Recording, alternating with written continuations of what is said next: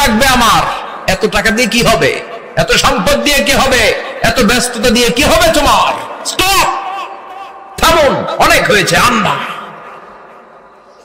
থামুন, take a rest, take a breath and think about death.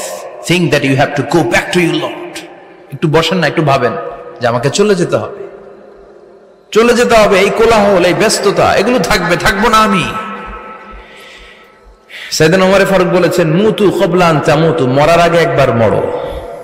হাসিবু ক্বাবলা আন তুহাসাবু আলাইকুম, তোমার হিসাব নেওয়ার আগে তুমি একবার নিজের হিসাবটা করো না। কাগজ বের করে একটু লিখো না কি কি ভালো কাজ করছিলা, যেগুলো দিয়ে নাজাতের ওসিলা হতে পারে, 1 2 3, আর কি কি আকাম কুকাম করছো দেখো না, লিখে দেখো তোমার অবস্থাটা কি। মরার আগে একবার মরো। মরার আগে খাটের মধ্যে শুয়ে শটান করে চোখ বন্ধ করে একবার মরার ভান করে দেখেন কেমন লাগে। চোখটা বন্ধ করেন আর ভাবেন আপনি নাই, কি কি হতে পারে ভাবেন। আপনার ছেলে মেয়েরা কান্না জুড়ে দিবে, আপনার প্রাণের স্ত্রী বিলাপ শুরু করে দিবে, বন্ধু বান্ধবের চিৎকার আর মাতম, স্থানীয় এলাকার মসজিদে ঘোষণা, অমুক এলাকার নিবাসী অমুক ভাই অমুকের ছেলে অমুক দুনিয়ায় নাই। সব আত্মীয়রা চলে আসবে, ফেসবুকে স্ট্যাটাস দেয়া হবে, সবাই সবাইকে জানাবে বিকাল 4টায় অমুক হাই স্কুল ময়দানে আপনার জানাজা। ছুটে আসবে, সবাই ছুটে আসবে আপনাকে শেষ বিদায় দিতে, গুড বাই জানানোর জন্য, আল ওয়াদা, বিদায় জানাতে আসবে সবাই। 4 তাকবীর দিয়ে আপনার জানাজা হবে, অশ্রুসিক্ত জানাজায় আপনার বিদায় হবে। কাঠের খাটিয়ার মধ্যে করে কাঁধে তুলে আপনার কবরে নেওয়া হবে। আগে থেকে খুঁড়ে রাখা কবরটার মধ্যে আপনারে বিছিয়ে দেয়া হবে। বাঁশের কচি দিয়ে তার উপরে মাটির চাপা দিয়ে সব চলে যাবে। ভাবেন না একবার চোখ বন্ধ করে, this is the circle of life, this is the nature of life. এটা সবার হবে, আমার হবে, আপনার হবে। এত মায়া, এত ভালোবাসা কই যাবে? কেউ থাকবে না, সবাই আপনার অন্ধকার কবরে রেখে দিয়ে চলে আসবে। উপরে বাঁশের কঞ্চি, তার উপরে মাটির চাপা, অন্ধকার আর অন্ধকার। এই অন্ধকার যেন শেষ হতে চায় না, শুধুই অন্ধকার, ঠিক কিনা? এজন্য আমাদের চলে যেতে হবে। দাদা গেল, চাচা গেল, মামা গেল, আমাদেরকেও যেতে হবে, জোরে কোন ঠিক কিনা?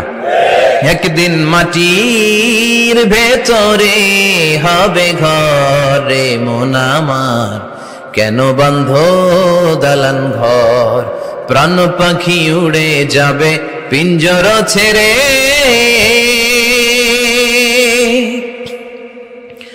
ধরা ধামে সবই রবে, তুমি যাবে চলে, বন্ধু বান্ধব যত, মাতা পিতা যারা সুত, সবই হবে তোমার পরে। মন আমার কেন বান্ধ দালান ঘর, একদিন মাটির ভেতরে হবে ঘরে মন আমার, কেন বান্ধ দালান ঘর, ঠিক কিনা? সব পরে থাকবে, চলে যেতে হবে আমাদেরকে। এজন্য আখিরাতের কথা যেন আমাদের স্মরণ হয়। বিষ্ণুই বলতেন, নাহাইতুকুমান জিয়ারাতিল কবুর, আমি তোমাদেরকে কবর জিয়ারত করতে আগে নিষেধ করতাম, কিন্তু এখন নিষেধাজ্ঞা প্রত্যাহার করে নিলাম। এখন সব সময় তোমরা কবরের সামনে যাবা আর জিয়ারত করবা। কবরস্থানে জানতো বড়ুয়া কৃষ্ণপুরের এই গ্রামের কবরস্থান আছে কোন দিকে? পূর্ব দিকে আছে, গোখরার জলের ওদিকে। যান আপনারা, একটু যাবেন, একটু গেলে আখিরাতের কথাটা স্মরণ হবে। ওখানে ছোট শিশুরা শুয়ে আছে, কিশোর যুবকরা আছে, আপনার মতো তাগড়া যুবক মুরব্বীরা আছে। এরা এই এলাকায় থাকতো, এরা আকাশ থেকে নেমে আসে না, এই এলাকার সন্তান আজ নাই। একটা সার্টেন পিরিয়ড শেষে আপনিও থাকবেন না। This is the nature of life, this is the circle of life. ছোট্ট শিশু হয়ে এসেছিলেন, শৈশব, কৈশোর, যৌবন, প্রৌঢ়ত্ব। আগে ছিলেন সিঙ্গেল, বিয়ে করে হয়ে গেলেন ডবল। এরপরে আল্লাহ আপনাকে একটা মেয়ে দিল, এরপরে মেয়েকে বিয়ে দিয়ে শ্বশুর হলেন, এরপরে ওই মেয়ের ঘরে সন্তান হতে নানা হলেন। আর কতদিন? অনেক দিন হলো তো, অনেক লম্বা সময় পেয়েছেন আপনি। Think about death. এবার যাওয়ার কথা ভাবেন, আখিরাতের সামানের কথা ভাবেন, ফিরে যেতে হবে। কি শক্তিশালী যুবক, বার্ধক্য চলে আসলে লাঠি ছাড়া চলতে পারে না। কুচকুচে কালো দাড়ি সাদা হয়ে যায়, দাড়ির শুভ্রতা, বয়সের ভার, রং ধরা যৌবন জং ধরে শেষ, ঠিক কিনা? This is the circle of life. যুবক ভাইরা, এটাই জীবন, চলে যেতে হবে, কেউ থাকতে পারবে না, ঠিক কিনা? এটা রিমাইন্ডার আল্লাহ এই সূরার ভেতরে দিয়েছেন যে তোমাদেরকে ফিরে যেতে হবে, এই লোভ লালসা ছেড়ে দাও। রব্বুল আলামিন বলেন, আলহাকুমুত তাকাসুর হাত্তা যুরতুমুল মাকাবির। ও গোলাম, দুনিয়ার সম্পদ, লোভ লালসা তোদেরকে পাগল বানিয়ে দিয়েছে। এই লোভ পাগলামি কোনোদিন তোদের থামবে না যতদিন না তোরা কবরে ঢুকবি, ঠিক কিনা? কার কথা? আল্লাহ বললেন, দুনিয়ার সম্পদ আর লোভ আর মোহে তোমরা গাফেল হয়ে গিয়েছো, আখিরাতের কথা বেমালুম তোমরা ভুলে গিয়েছো। কিন্তু আখিরাতে তোমাদের যেতেই হবে, কবরের বাড়িতে তোমাদের ঢুকতেই হবে, ঠিক কিনা? যেতেই হবে, আমরা ভুলে যাই। আলহাকুমুত তাকাসুর, অতিরিক্ত পাওয়ার লোভ, বেশি বেশি খাওয়ার লোভ, বেশি বেশি জমানোর লোভ মানুষকে গাফেল বানিয়ে দিয়েছে। এটা মানুষের স্বভাব, আরো চাই আরো চাই, এই স্বভাবটা আছে না নাই? দেখবেন ছোট বাচ্চারা মসজিদের দোয়া অনুষ্ঠান শেষে জিলাপি দেয় না? বড়িয়া কৃষ্ণপুর কি দেয়? আগে বাতাসা দিত না, এখন কি দেয়? জিলাপি দেয়, মিষ্টি দেয়। তো মসজিদের 2-3 গেট থেকে যদি দেয়, ছোট বাচ্চারা দেখবেন এদিক দিয়ে কয়েকটা নিয়ে আবার ওই গেটে লাইন ধরে।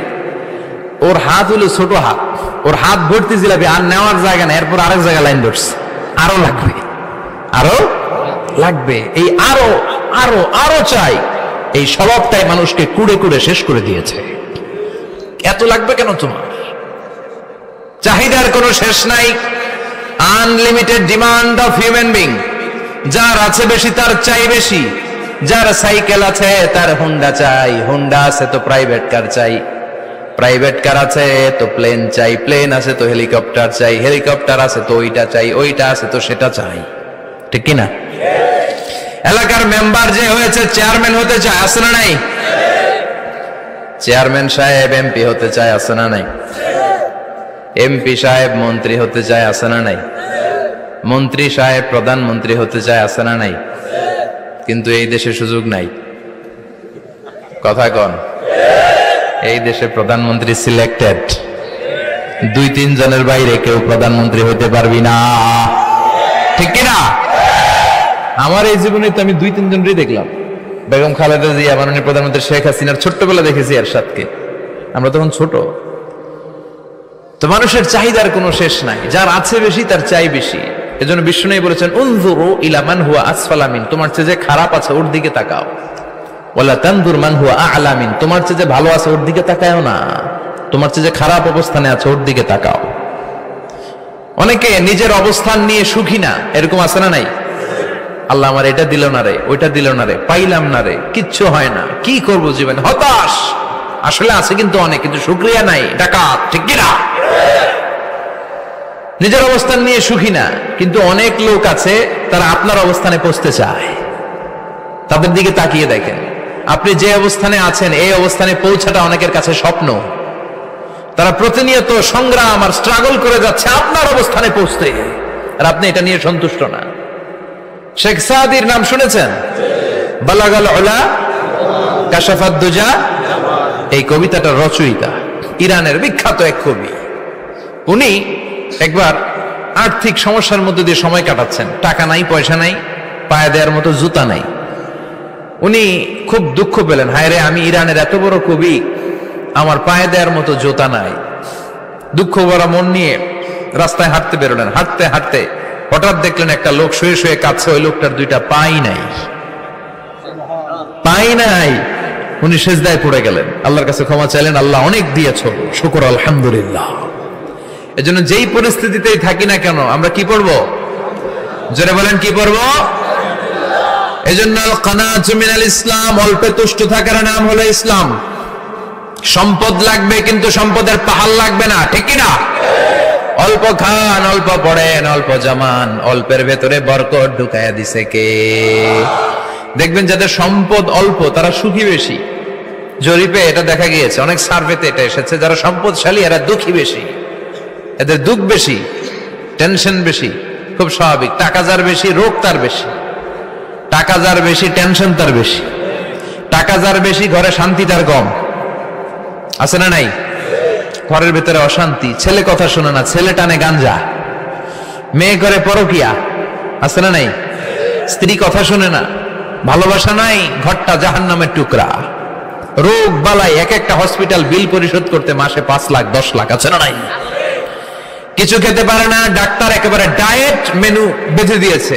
ডায়েট, ভেরি ডায়েট মেনু, এটা এটা এটা এটা কিছুই খাবেন না, শুধু গরু খাবেন না, খাসি খাবেন না, চিংড়ি খাবেন না, খালি ঘাস খাবেন, ইচ্ছে মতো ঘাস খাবেন, মানে ঘাস জাতীয় যত আইটেম আছে সব খাবেন, শাক খাবেন, সবজি খাবেন, সালাদ খাবেন, গরু চিংড়ি মুরগি গোশত ইলিশ কিছু খেতে পারে না। তাহলে রোগ বেশি, খাওয়ার মজা নাই, ঘরে সাংসারিক শান্তি নাই, খালি ব্যারাম আর ব্যারাম, ঠিক কিনা? কিন্তু সম্পদের পাহাড় ঘটেছে। আর অল্প যারা খায়, অল্প পড়ে, রিক্সাওয়ালা কুলিওয়ালা, অল্প বেতনের চাকরি, কিন্তু হক হালালি মেনে চলে, দেখবেন শান্তি আছে অনেক।